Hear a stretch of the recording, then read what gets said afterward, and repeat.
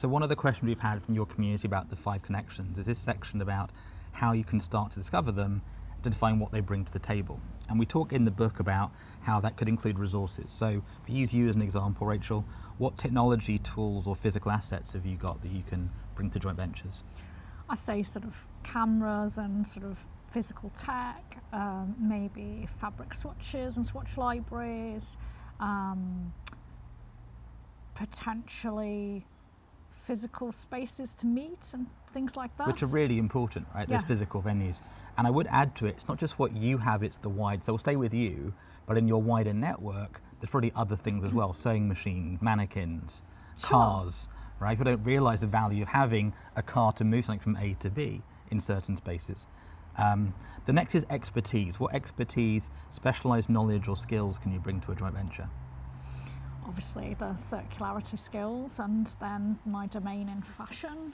And then if you're looking at a connected network, you know, of Ken and others, there's specialisms in science and technology that could be leveraged.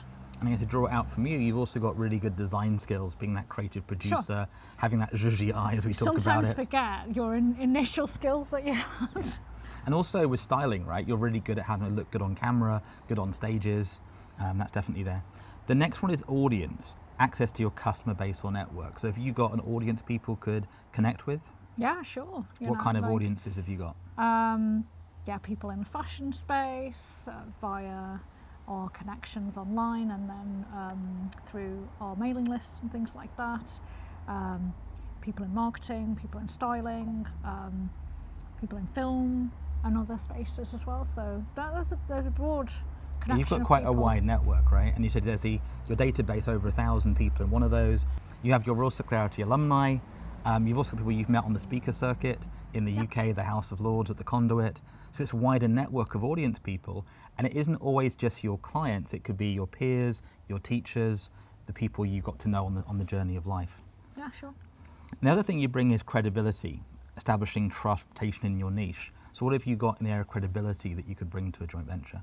I think like the speaking has really helped me to position myself, and obviously the 25 years of experience in the domain, and then the building of the circularity work over the last 10 years. So is that what you mean by credibility? It is. What I underline is that actually you've lectured at UCA.